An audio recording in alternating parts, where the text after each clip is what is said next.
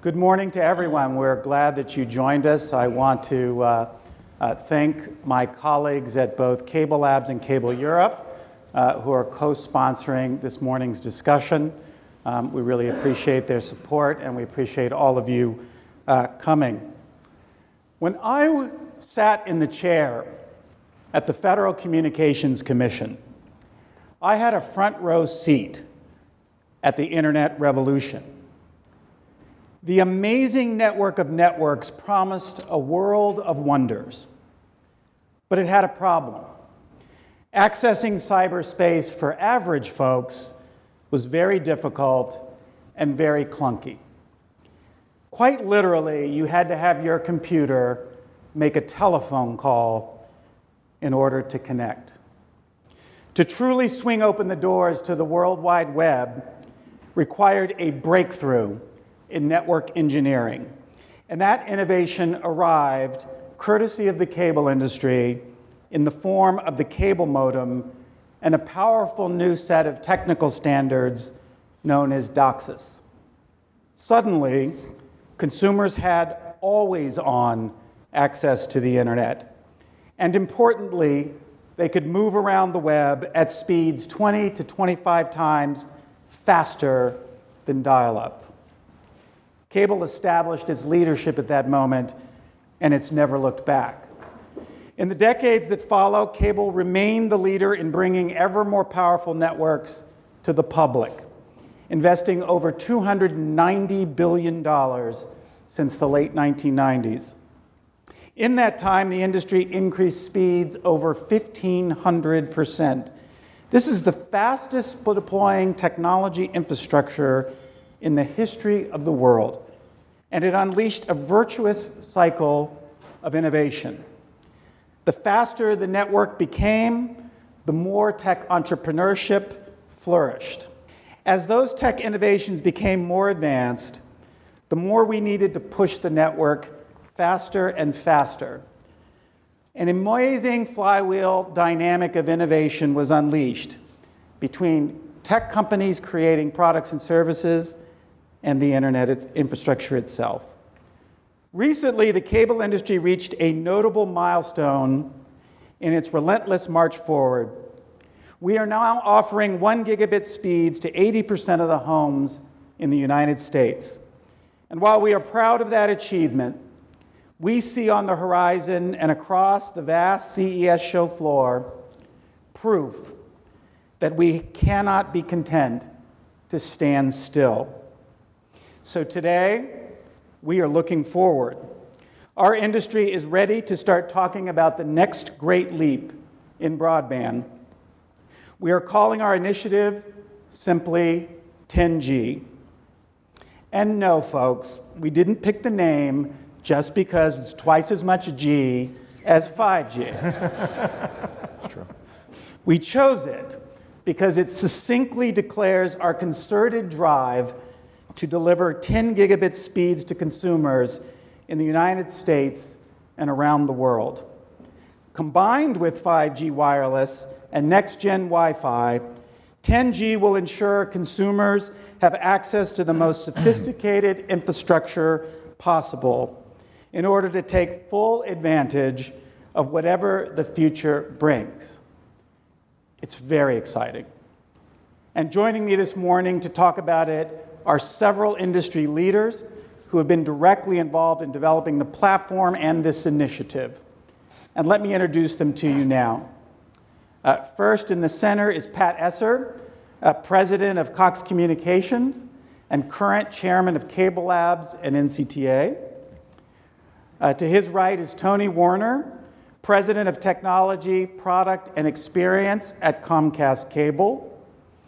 And on the end, Phil McKinney, President and CEO of CableLabs.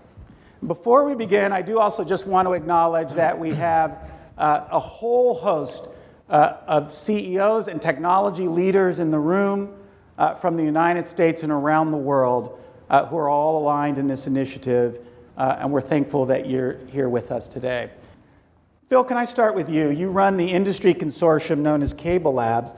This industry has a long technological history of working together to develop next generation technologies.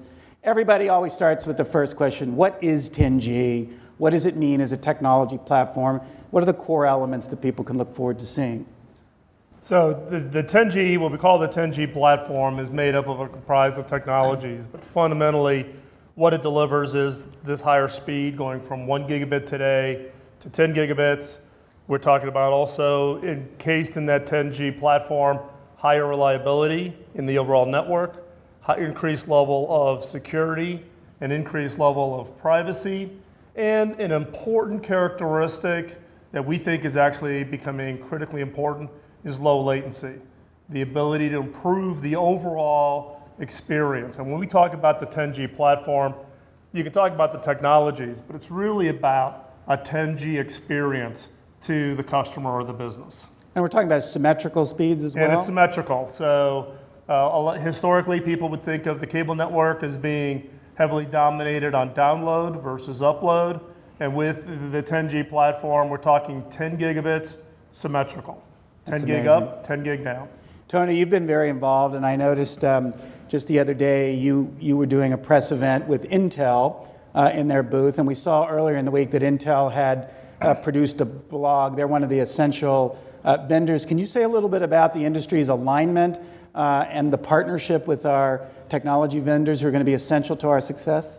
Well, yeah, so I think Intel speaks for themselves, and they did a very nice piece, and we had I was asked to be with them as part of their keynote where they discussed it. Intel is all in, and I think they are going to be a great partner. They've been fundamental, obviously, in building the silicon, both that we put into the cable modems, as well as some of the components that we need in the network to enable 10G. But it's not just there. You know, we've got MaxLinear, who's all in. Broadcom, I met with yesterday afternoon, who is obviously going to play a part in this. Nokia has been a good partner. We have Esser, who is here, who is also met with them yesterday afternoon. And this isn't like new news. This has been going on for some time. So I think the point to be made is we've got a nice ecosystem coming. I expect to see it, just like a snowball, get a lot bigger over the course of the next 9-12 months as people realize just how real it is as we go forward. And I think the other piece is while this is pretty much a breakthrough when you think about it, because the last versions of DOCSIS have been great, they've been incremental, they brought things. This here is the biggest leap that we've taken, but it's a collection of a lot of technological gains and breakthroughs that have happened over the last 18, 24 months that all come together in here, allowing us to unleash the mammoth amount of spectrum we've got in both directions versus more heavily down than up. So it's reuse of the spectrum, it's efficient. We're excited at Comcast, we're committed, and I think you're going to see this ecosystem really go after this in a big way. Yeah, you prompt a question for me, and Phil, I might ask you this before going to Pat. A lot of times when you see these announcements, there's this fear that, it's a little bit vaporware because there's a whole bunch of stuff that still has to be invented. Does anything new have to be invented before this can be possible, or do we basically have the pieces in place? Today, to go from 1 gig to 10 gig, as we're talking about here today, nothing new has to be invented. The work that we've done as an industry over the last 3 years, with all the specification work, with the work with the vendors, everything has been specified, everything has been designed, everything has been proven.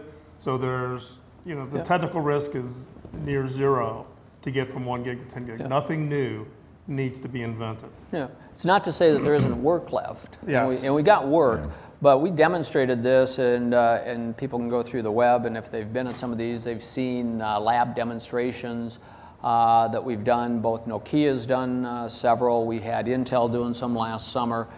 This will work, okay? And now it is just work as we go through the next 12 to 24 months and go through the series of trials, some of the silicon development and some of the other pieces. It's terrific. In fairness, Michael, we kind of go right over this.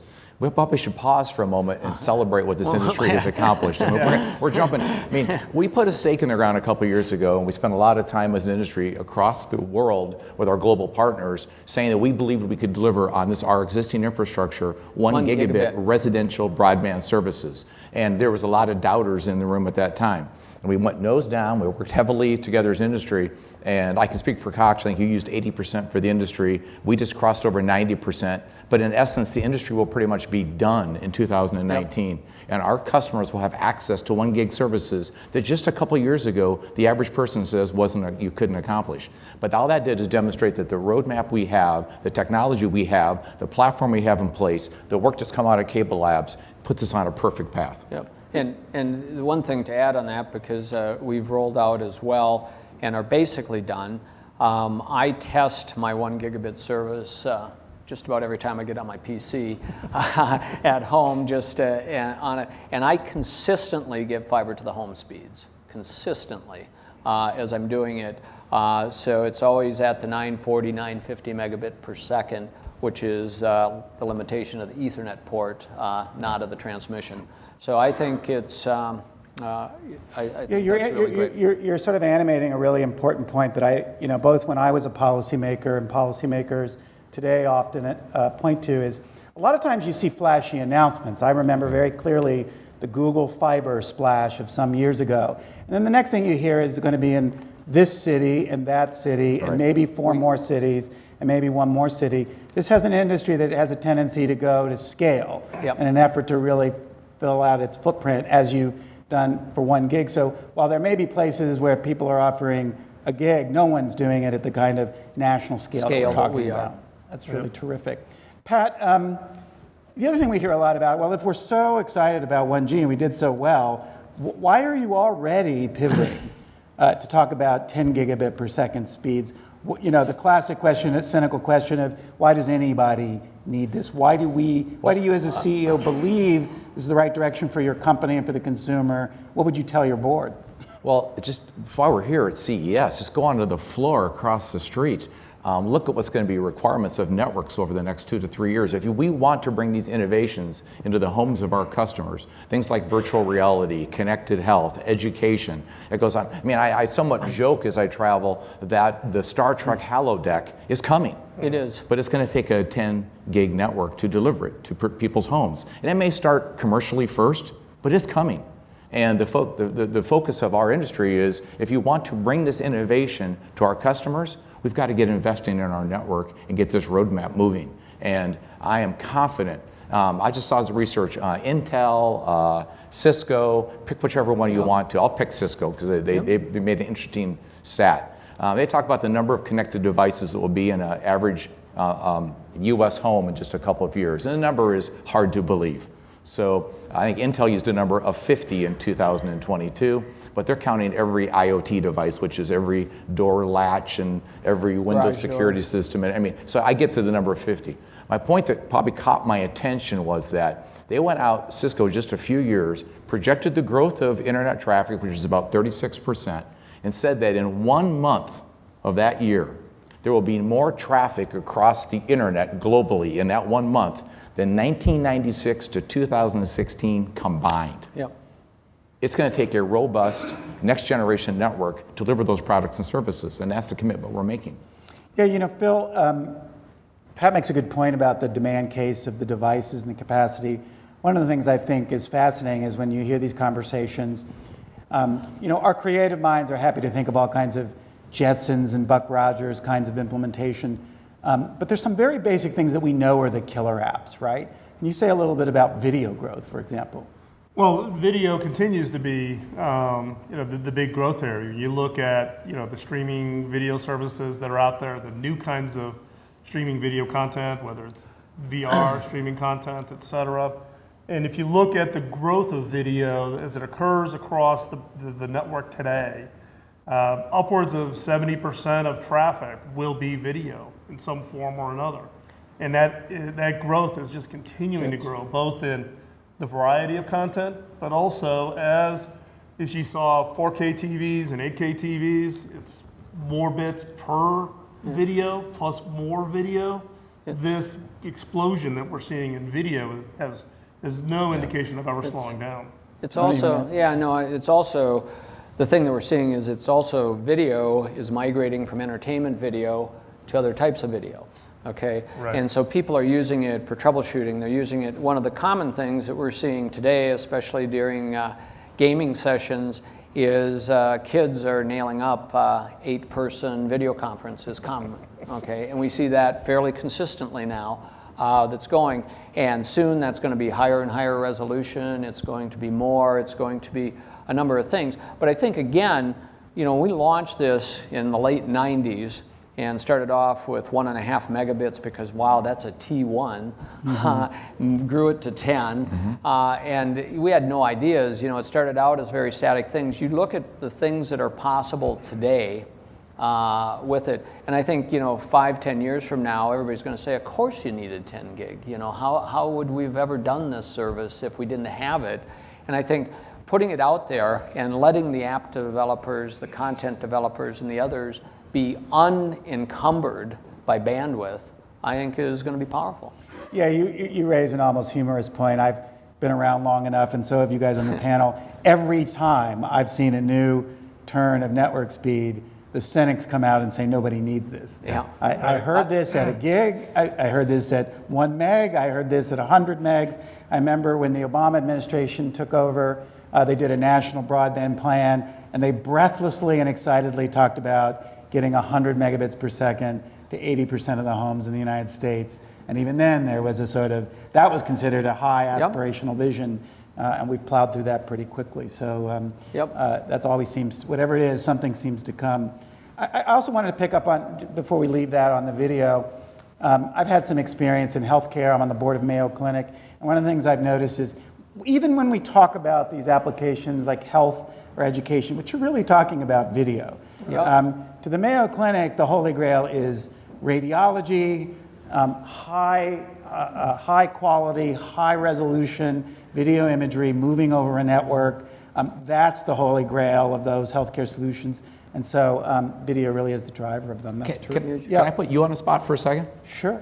So we're talking about the future of our industry and spending time with people. I suspect most people in this room understand what we're talking about.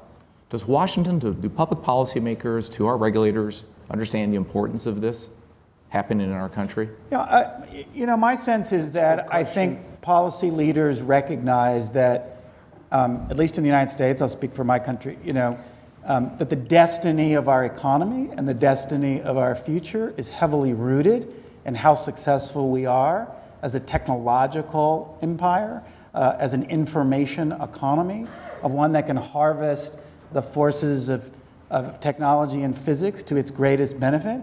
It senses the danger of that in a, even at times overly rivalrous way, vis-a-vis the Chinese or any other country. So I think there is this kind of global recognition of its importance. What I'd like to see them also more fully appreciate is technology and the innovation are a virtuous circle. It's not just Google, Facebook, Amazon, Netflix creating cool stuff. Yep. Those things in turn stimulate and spur the construction of critical infrastructure, which is us. And when that critical infrastructure gets better, then more innovation. It's like the Wintel Alliance of the 2000s. You need this spin to take place. And I'm glad to see the country, whether it's 5G or this, put renewed focus and attention on infrastructure. And last thing I'd say, Pat, you know, particularly when Washington, infrastructure is one of those top things they talk about trying to get done. But there's only one critical infrastructure in the whole country that's not in tatters. And it's the communication internet infrastructure. Compare it to the electric grid, the water system, the highway system. This is one the country can be proud of, and it was built with private capital, which frees up public capital to take care of the areas they really worry about, like rural, in parts of the country where it's less economical to serve. That's great. Let's talk about timing. Everybody always says, sort of, when is this going to happen? Phil, give us a sense. You've been involved in the lab process. Give us a sense where we might start to see this. Well, right now our timeline is showing that we will be ready for early field trials starting in 2020.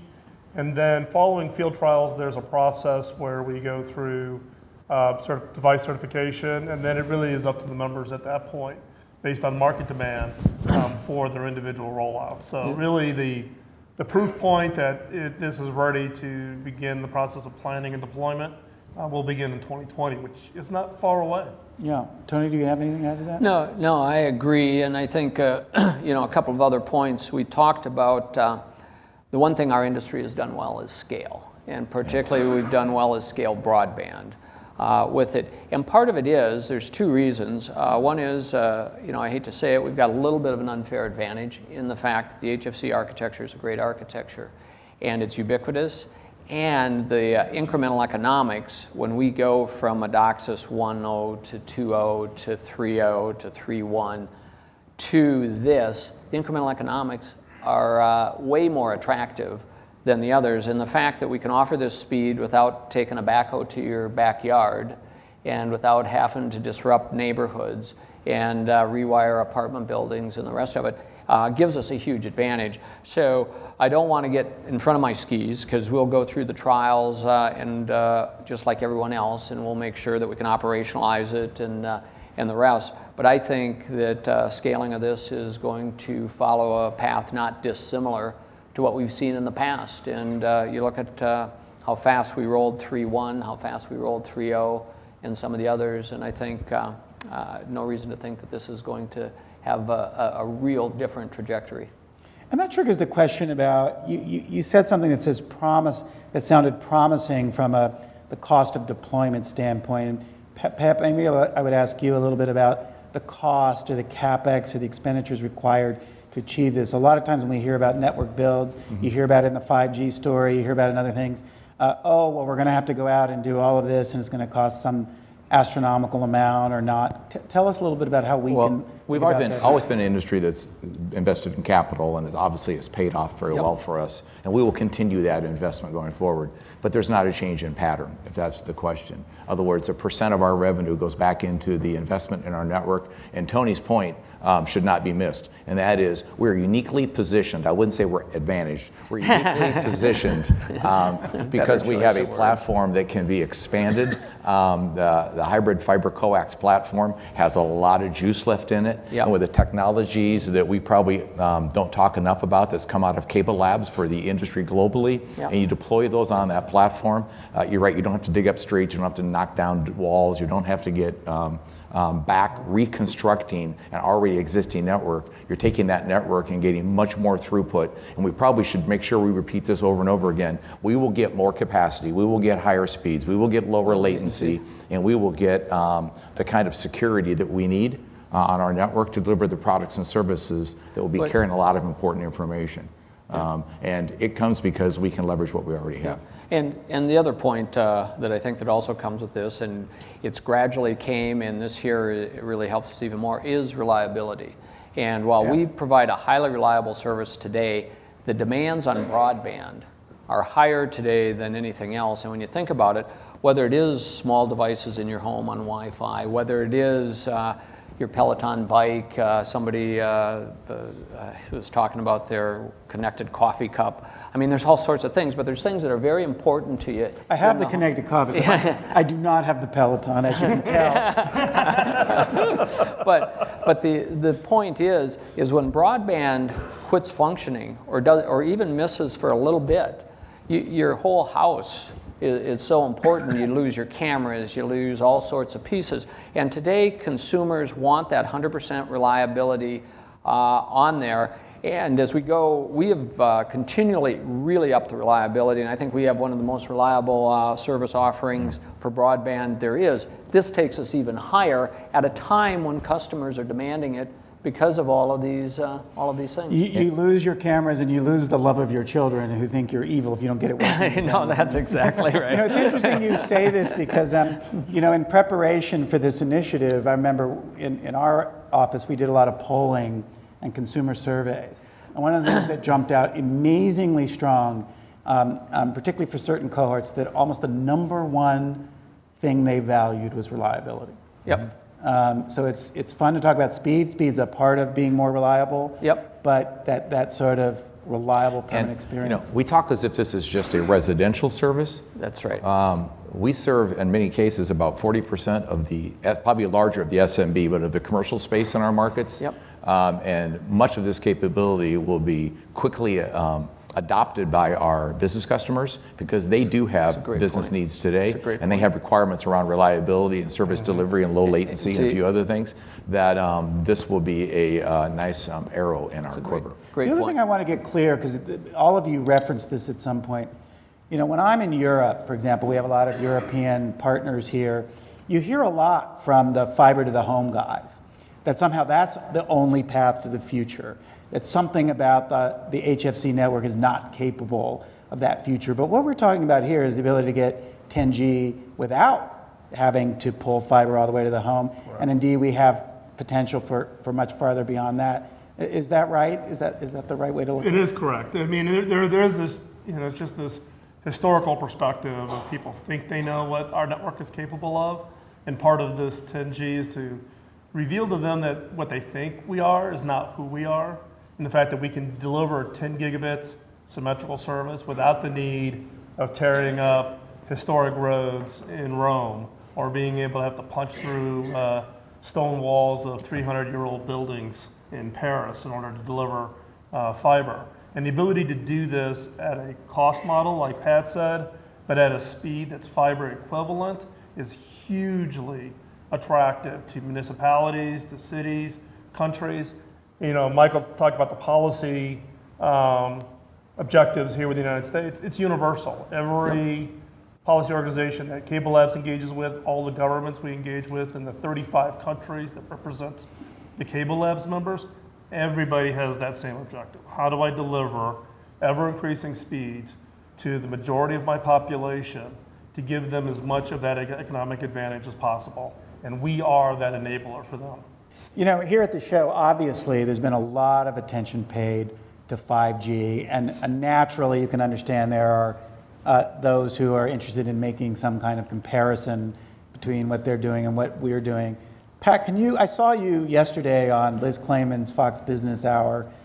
You were talking about this a little bit. Help us understand the way we think about what we're deploying vis-a-vis 5G. I think there's a love of trying to make this some kind of Game of Thrones rivalry, but it's more sophisticated than that, isn't it? It is, and it's simplest way I say it is it's not 5G or 10 gig. It is 5G and 10 gig, but it's also Wi-Fi and low power networks and gateways in the home and gateways in businesses.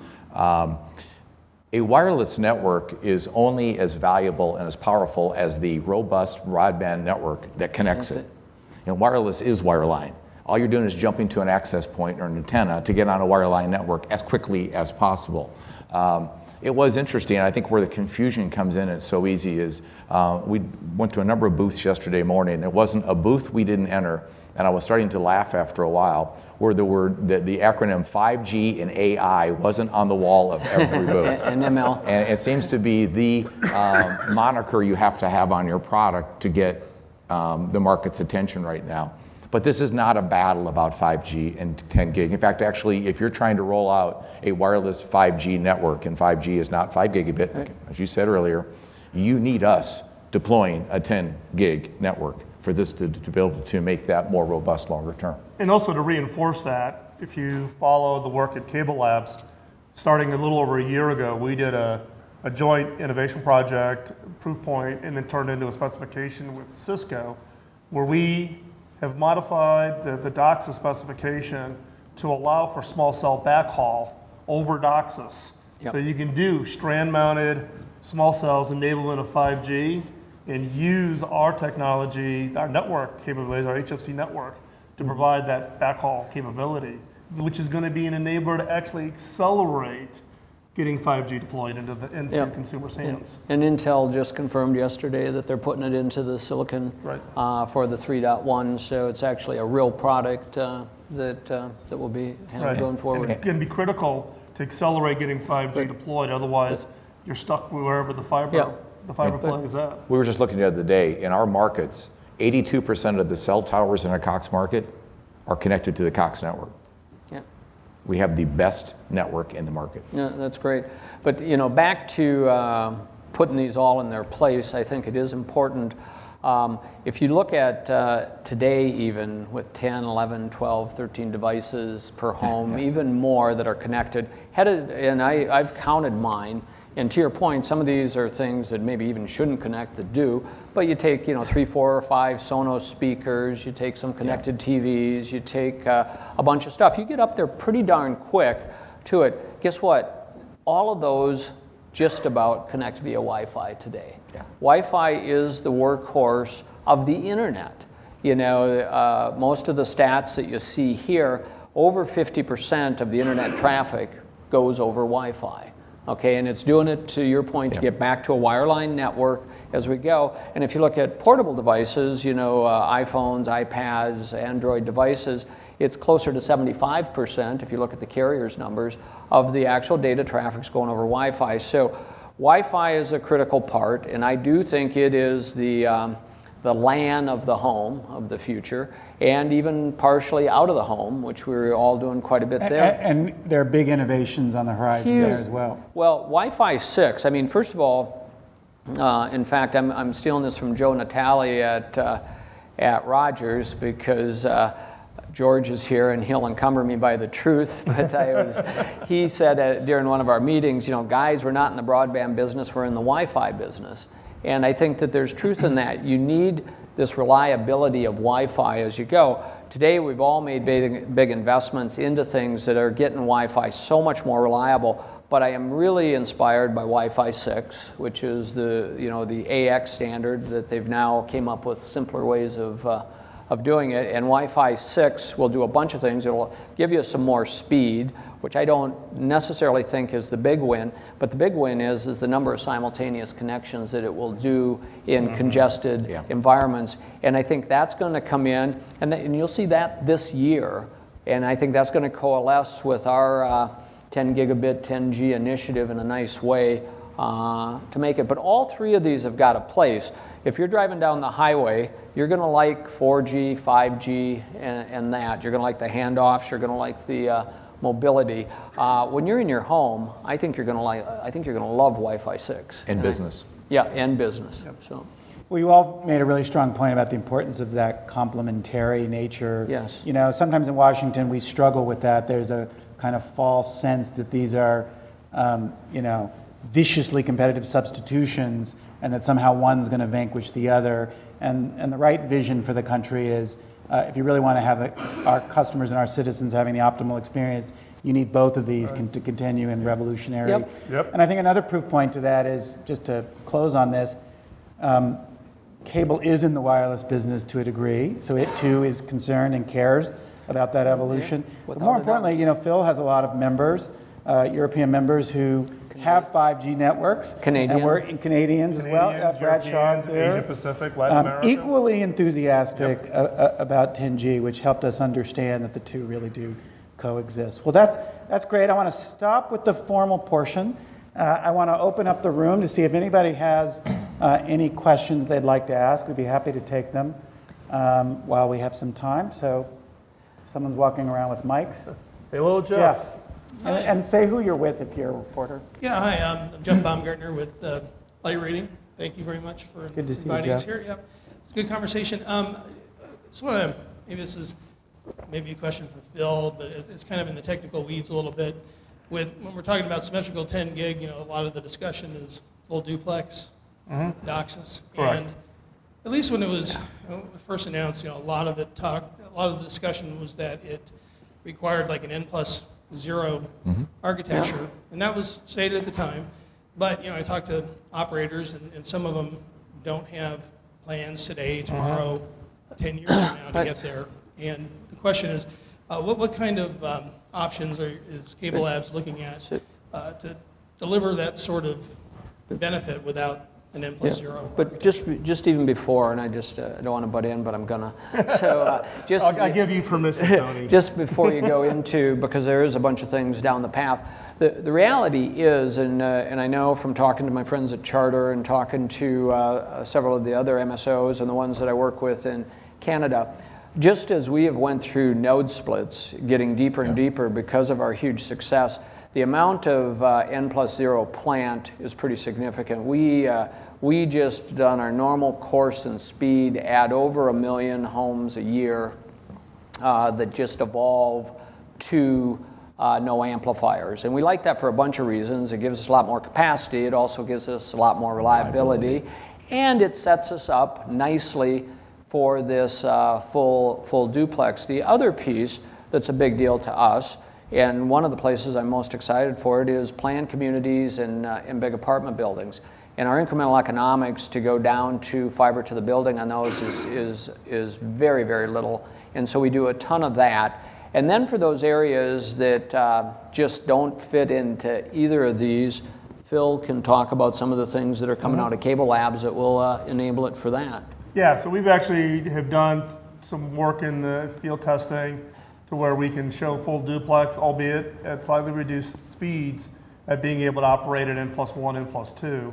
Also, at this year's SCT Tech Expo, we demonstrated a full duplex amplifier, which is a co-innovation work with the amplifier vendors themselves, which will address a lot of those markets, particularly highly rural or markets that don't make sense to get to an N+0, to be able to take advantage of full duplex. Yep. So it's not if you went back 18 months ago or 2 years ago, the answer was it had to be N+0. Yeah. That's proved out to be actually less of the case, and now with things like full duplex amplifiers, you can take advantage of that. But as an operator, I'm very motivated to do that because of the reliability factor, and it takes Correct. my cost to operate down dramatically. Yep. Because you're taking parts out of the system that don't. So most of our intelligence now sits, I'm looking back at Kevin, sits in centralized places. And so you have a lot more or analytics available to you that you wouldn't have had before, which makes the experience better. Yeah, no, we see close to a 20% or better reduction in service calls and call-in rates in areas where we have gotten down to N+0. So it pays back on a number of fronts, and it sets us up. And so I think it's pretty good. One other point I'll make is, there's lots of talk on the speeds of everybody, and some people get weary, and you've seen it with Wi-Fi, and what are the speeds. If you look at what we're saying on 10G, we really aren't being hyperbolic at all. If you look at the math of what you can do with 4K over QAM, it's 12 bits per hertz. We've easily got 1.2 gigahertz of bandwidth, which would have been 14.4 G, but it just didn't have the same ring. So I mean, I think 10G, while not overly conservative, I think is a very rational number. It's not a BS number by any means. Great point. Other questions? Yeah, this is Roger from TDS. The question is about how to deal with the competition coming from fixed wireless on the wireless side, 5G based. 5G fixed. Yeah, I think, who knows, and we take all competition very seriously. We also believe that competition has made us better in a number of ways. I mean, it's sometimes hard to say that, but I think it has, and I think we've stepped up our game a lot. I think fixed wireless may compete in some areas. I'm very close to the trials, and in the trials, we're seeing exactly what we kind of expected.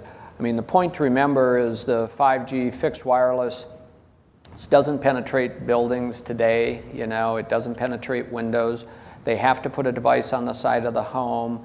They have to convert it to Wi-Fi to connect to these other devices inside. And so far, the early, and they'll get better maybe, but we'll have to see. The only one really touting this is one carrier. Most of the other carriers are not looking at it for this application. We'll see.